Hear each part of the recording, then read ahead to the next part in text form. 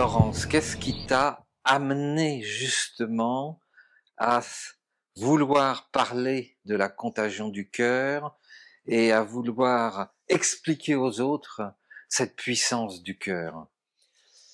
Euh, Ce qui m'y a amené, d'abord, c'est la pandémie.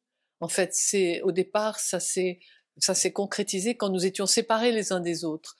Parce que je me suis dit, mais bon sang, si on nous envoie des, comment dire, des situations aussi imprévues, ubuesques, folles, dangereuses, où on nous oblige à rester chez nous, à nous séparer les uns des autres, quelque chose qui est exactement antinaturel, c'est que soit il y a une folie quelque part, les gens sont fous, soit c'est parce que nous sommes en plein dans une crise évolutive, une crise qui veut nous faire évoluer malgré nous. Et en réfléchissant à tout ça, je me suis dit, mais ce que nous avons en commun tous, qui nous rassemble, même si nous sommes séparés apparemment les uns des autres, c'est le cœur. Et tout à coup, je me suis souvenu qu'en 2007, j'avais rencontré Pim Van Lommel, le cardiologue spécialiste des NDE, des expériences aux frontières de la mort, et qui m'avait expliqué, d'une part, que le cœur était l'organe électromagnétique le plus puissant du corps humain et que donc on pouvait parfaitement s'aimer à distance, contrairement à ce qu'on croit et à ce que disent nos fameux proverbes, loin des yeux, loin du cœur, c'était archi faux. Et deuxièmement, que la conscience n'était pas que dans le cerveau, qu'elle était non locale.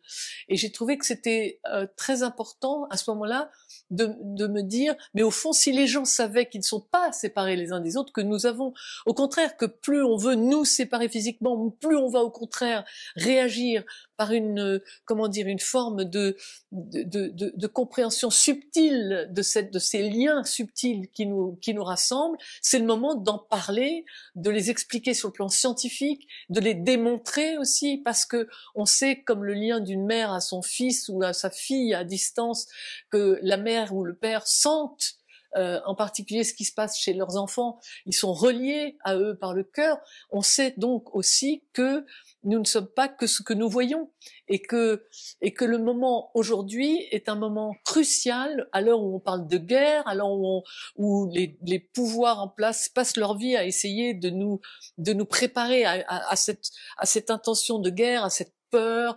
Eh bien c'est plus crucial que jamais de ne pas se laisser influencer par ça, parce qu'en réalité, ce qui est le plus important, c'est de retrouver cette force du cœur pour collaborer, pour pouvoir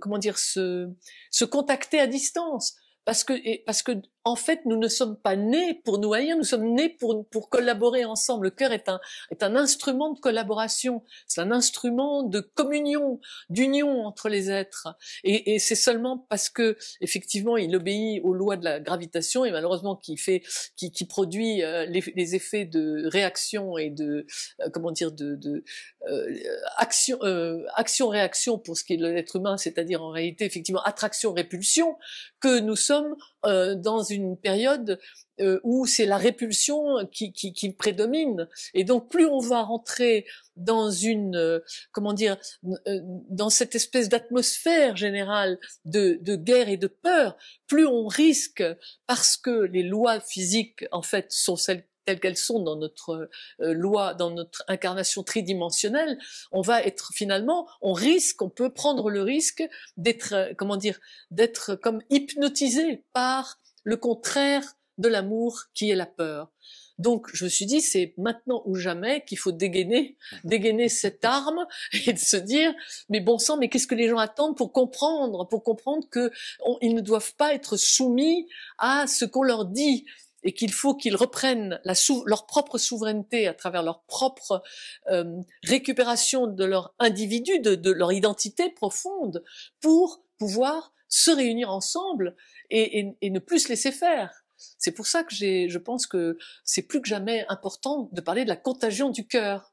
Parce qu'effectivement, quand on focalise une concentration, quand on focalise une idée sur quelque chose de très très fort et de toxique, malheureusement on l'attire. Donc c'est vraiment important de comprendre l'effet des ondes électromagnétiques sur la matière, sur nos matières. Alors autant la mettre, autant mettre de l'amour à l'intérieur de nous, mettre de la compassion, mettre de l'empathie, de tout ce qui nous constitue et qui fait beau et qui est notre humain, plutôt que d'aller se focaliser sur des peurs qui vont nous finalement attirer ces peurs. Donc elles vont grandir et elles peuvent créer des dégâts considérables.